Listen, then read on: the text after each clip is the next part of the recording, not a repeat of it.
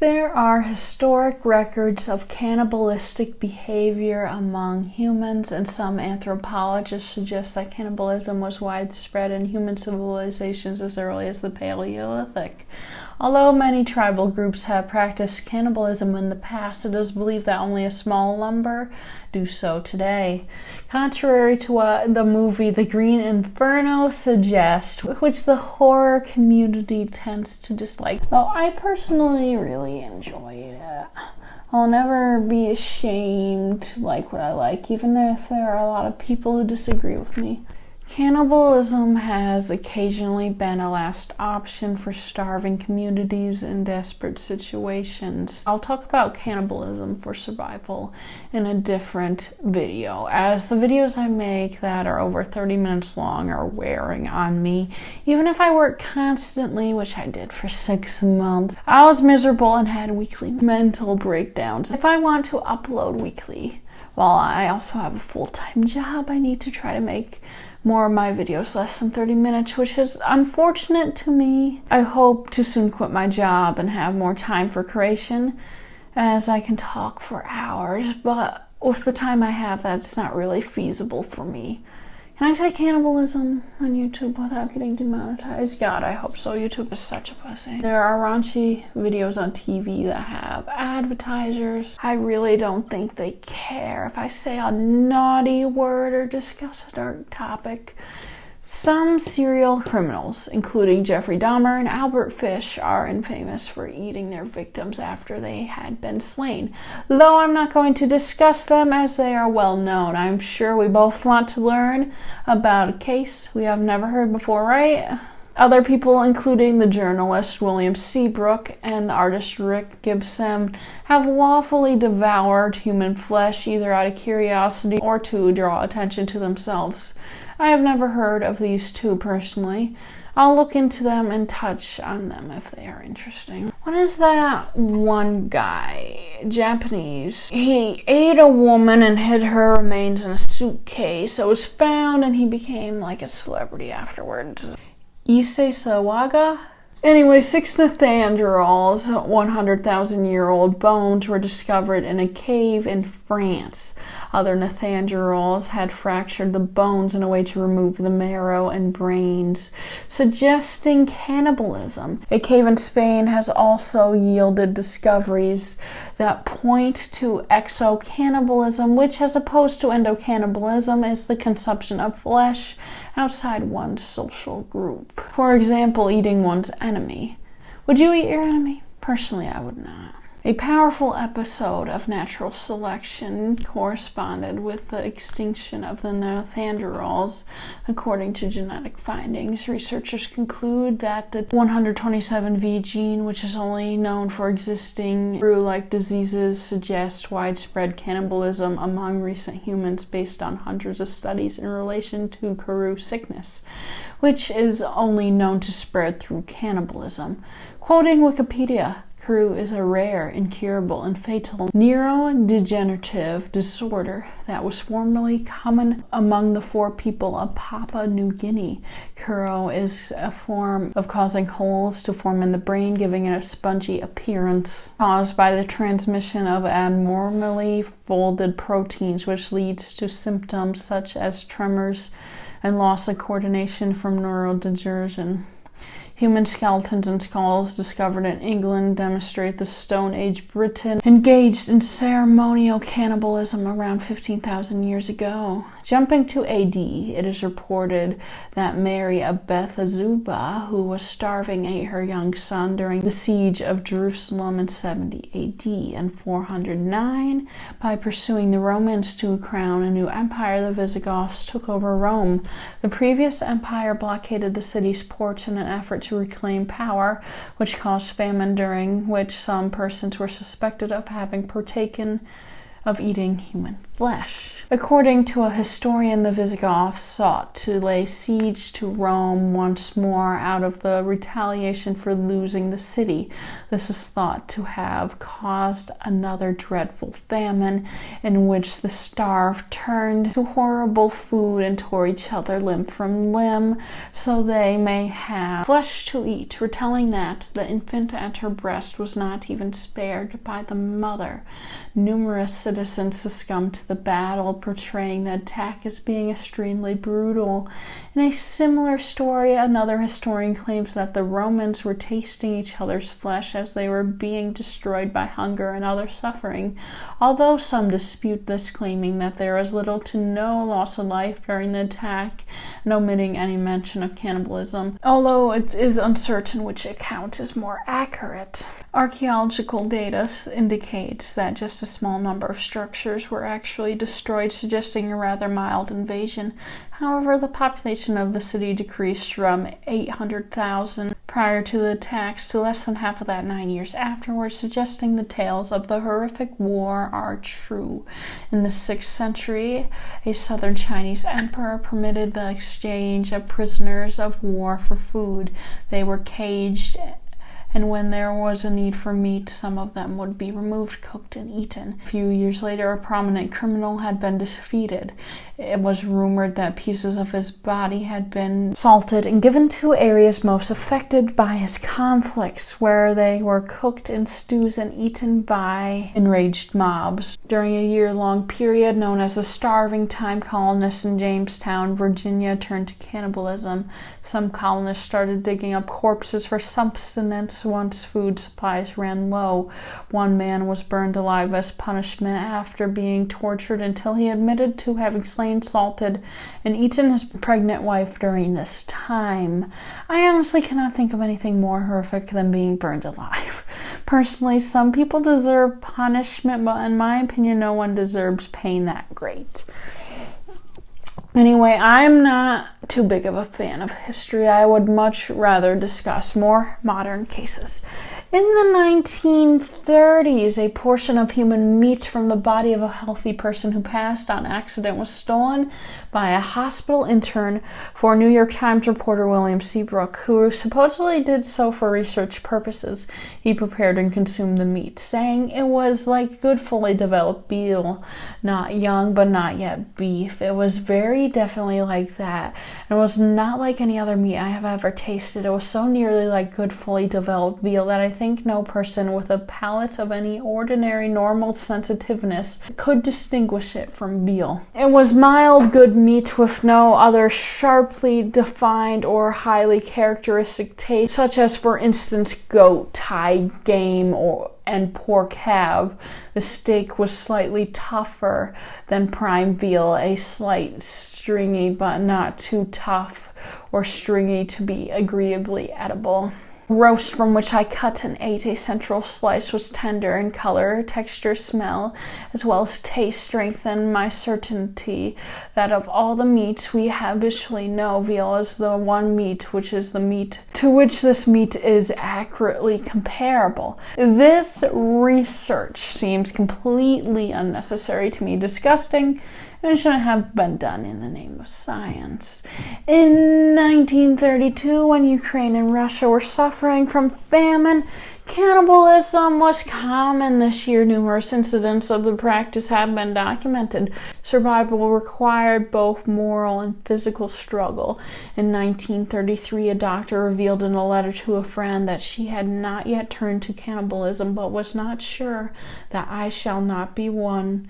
By the time my letter reaches you, the good people were the first to pass. Those who refused to commit theft or self-prostitution perished. People who fed others perished. Those who refused to consume corpses perished. People who refused to slaughter their fellow humans perished. 10 butcher shops were shut down because they were selling human flesh. Going outside after dark was dangerous for kids, since there were rumored to be cannibalistic groups and traders who captured them. The first nation to respond was the United States, with Herbert Hubert directing the American Relief Administration in Russia. Ships stocked with supplies were sailing towards Russia in less than a month, initially agreeing to feed 1 million people each day, mainly children, but after a year the number had increased by more than 10 times. Although there were undoubtedly many more occurrences, at least 2,500 people were convicted for cannibalism during this time. If people commit a crime not out of evilness but out of desperation, should they really be punished? Surely the best way to decrease crime, such as theft in modern day, is to fight poverty and not to imprison people. Though, of course, there are some people who do not steal necessities that they can't afford, but things like makeup. I don't want to get into it and comment on those type of people. Personally, I choose to dumpster dive. Stealing is not for me. During World War II, Japanese soldiers engaged in cannibalism among their own men. Japanese daily rations in September 1942 were tinned meat and 800 grams of rice. However, this had decreased to 50 grams by December. The practice of cannibalism was frequently organized and conducted by entire squads and directed by officers. Sometimes live people's flesh was cut. As the Japanese began selecting victims, one was taken out each day, slaughtered and devoured by the soldiers. According to accounts from soldiers who survived, those chosen were brought to a hut where their flesh was severed from their bodies, even though they were still alive, before being dumped into a ditch where they eventually perished. I mean, if you have to eat a living being to survive, at least do it humanely and respect the life you're taking. In October 1961, indigenous Papuans supposedly slain and ate Michael Rockefeller while he was exploring New Guinea. For unclear reasons, slaughterhouse worker Carl Danke started victimizing poor travelers and the homeless. His first recorded victim was in 1903. He had an additional victim 6 years later, which another slaughterhouse employee was found guilty for, though was freed 17 years later when it became known Danke was the true culprit. He is suspected of selling the flesh of his victims to unaware shoppers at his butcher shop under the guise of pickled pork. On December 21st, 1924, Danke enticed a homeless man into his house by offering him $20 in exchange for writing a letter. He was offered a pen and paper and sat down at a desk, but when Danke exclaimed, "Adolph, you fat slob," he turned to his host confused. This was just in time to witness him raising a pickaxe to strike his head. Before being able to wrestle the weapon away from Danke, the victim was able to duck, suffering a deep gash to his temple. He escaped to the front door screaming that a madman was attempting to take his life, causing neighbors to notice him and call the police. Initially, the victim's testimony was disregarded on account of Danke's reputation amongst townfolk. At first, the victim was arrested, charged for being homeless and begging. Danke was brought in for interrogation after the judge insisted on further investigation into his claims. Just hours after being put into a holding cell, he hanged himself to avoid being questioned. In light of this, investigators searched his residence and discovered the horrifying reality about his cannibalism and crimes. At least 30 victims have been proven, even though the precise number of victims is unknown. Numerous body parts were discovered in his residence. Fitzharmon's first known crimes, all of which involved young boys, whom of which he would entice into isolated locations, typically cellars, before forcing himself onto them, were all committed when he was only 16 years old. He was initially detained for this in 1986 after committing additional crimes. He was admitted to a mental facility where he was declared to be incurably deranged and unsuitable to stand trial. The psychiatrist gave the order for Harnon to remain incarcerated at the psychiatric hospital for the rest of his life. 7 months later, he escaped from a mental hospital and, it appears with the help of his mother, fled to Switzerland Switzerland. He found work as a handyman in a shipyard and stayed with his mother's relative. Harnan took the life of at least 24 people between 1918 and 1924, though it is suspected that his number of victims is at least 27. These were men and boys between the ages of 10 and 22. The bulk of them were in their mid to late teens. The victims were drawn inside the 3 houses where he had lived throughout those years. He is reported to have lured his victims in the promise of help, a place to stay, or a job.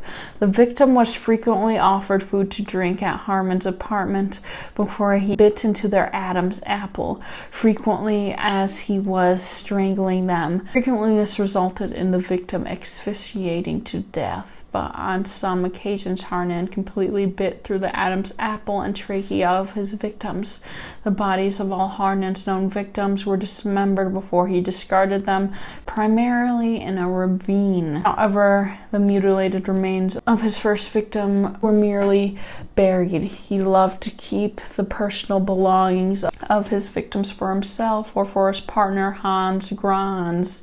He would sell them to the black market through criminal contacts or legitimate retailers. The men frequently gifted acquaintances items that had belonged to various victims. Rumors that Harman consumed the flesh of his victims or sold it as horse or pork on the black market spread after his arrest. Despite the lack of supporting evidence, it is still known that he traded illegal meat frequently. The meat was boneless dice and frequently sold as ground beef. When he was asked where he got the meat, he occasionally said he brought it from Carl the butcher. 2 kids were playing near a river on May 17, 1924, when they came across a human skull. Police were unsure whether it belonged to a victim or if the skull had been dumped in this location by grave robbers or placed there in a tasteless prank by medical students. It was determined to be that of a young male aged between 18 and 20 and bearing evidence of knife wounds. Additionally, authorities hypothesized that the skull might have been dumped in the river near Alfred, where typhoid had recently broken out. Within a month, 3 more skulls were discovered. Rumors regarding the fate of the staggering amount of children and teenagers that had been reporting missing in the city had been circulating in Hanover for more than a year prior to these discoveries.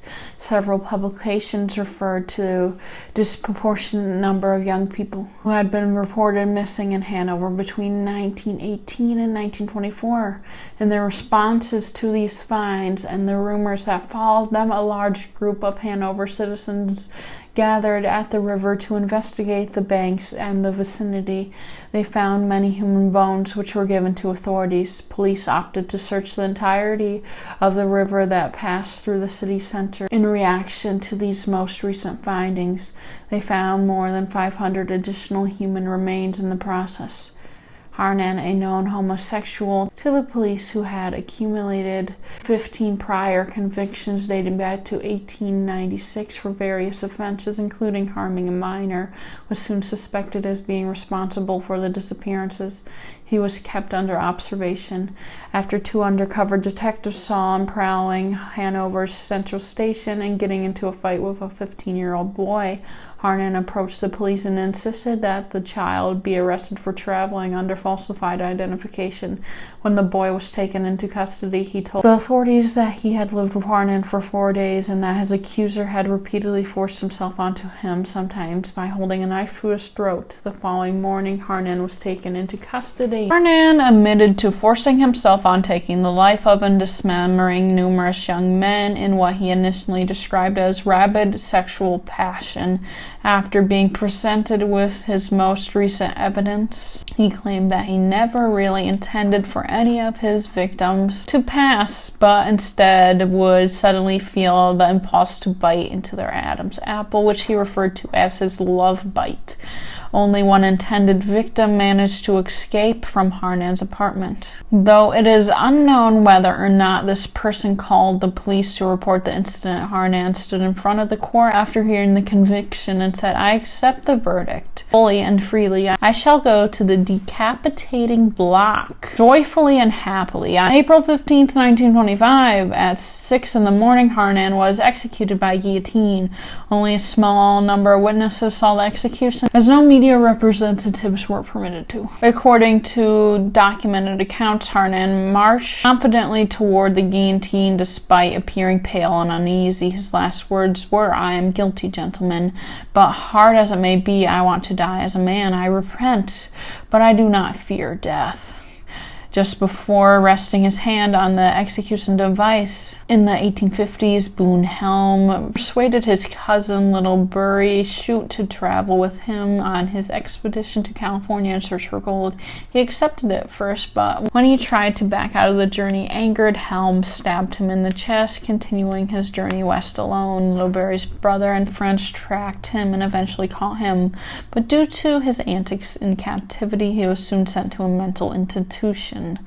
Helm settled down after entering the asylum and persuaded his guard to accompany him on hikes into the woods. Helm was able to flee once these walks became regular. Helm took the lives of a number of men in various altercations. When continuing his pursuit, moving west to California, he joined forces with 6 men after being forced to flee in order to evade capture in vigilante justice, and revealed he had eaten some of his victims. Helm and his group were forced into the woods after being attacked by Native Americans. Lacking food, the men ate the meat of their horses and used the hides to make snowshoes.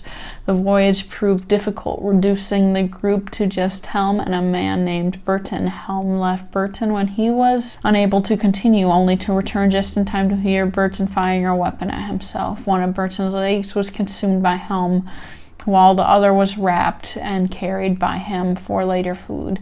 At a Native American camp, a man named John W. Powell found Helm. Powell permitted Helm to travel with him to Salt Lake City, Utah, but despite having more than $1,400 in coins on him, it is said that Helm neither compensated Powell for his kindness nor thanked him. When he got to San Francisco, Helm took the life of the rancher who had taken him in and became his friend.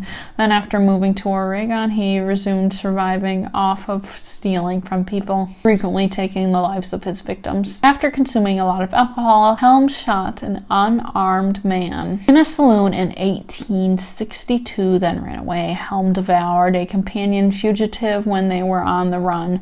When Helm was apprehended by police, he begged his brother Old Tex, one of Helm's 5 siblings, to help. The witnesses were all brought off by Old Tex, who was a wealthy man. Helm was released by authorities after they were unable to convict him, and he went to Texas with his brother. Helm immediately returned to many of the previous named settlements, taking the lives of several townsfolk. Helm and 4 other gang members were captured, detained, and put on trial in secret after he teamed with Henry Plummer and his gang. Helm kissed the Bible during the trial before going on to blame a close friend and fellow gang member for the crimes he had committed himself. On January 14, 1864, the Montana vigilantes hanged Helm and other gang members in front of 6,000 spectators. Helm reportedly said, "Kick away, old fellow.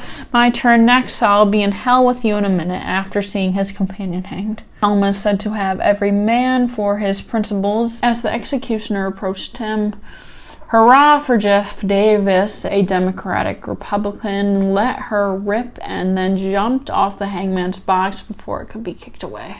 Leonarda Scienzucilli was born in Italy. In her youth, she made 2 attempts on her life. Leonarda married a man in 1917, which her mother did not approve of. They had been cursed. She insisted by her mother. In 1927, Leonarda received a fraud conviction and was imprisoned.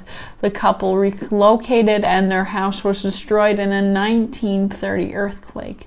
Leonarda was well liked and respected in her community. During her marriage, she had 17 pregnancies, but 3 of the pregnancies were lost. 10 more passed away in early childhood. She was very protective of the 4 remaining children as a result. She had been forewarned by a fortune teller that she would get married and have kids, but that all of the children would pass young, which increased her concerns. Leonarda reportedly also went to see someone who read palms for a living and was reportedly formed. In your right hand I see prison, in your left hand I see a criminal asylum. Leonarda discovered in 1939 that her favorite child and eldest son, Giuseppe, would enlist in the army in preparation for the Second World War. She was determined to keep him safe at all costs, and she came to the conclusion that this meant taking human sacrifices. She found her victims among 3 neighbors in their middle age. One woman, who she was friendly with and agreed to visit her, was sliced into 9 pieces and her blood collected in a basin after Leonarda used an axe on her and dragged her into a closet. In a retelling of the event, she said, "I threw the pieces into a pot, added 7 kilos of caustic soda, which I had bought to make soap, and stirred the mixture until the pieces dissolved into a thick dark must that I poured into several buckets and emptied into a nearby septic tank.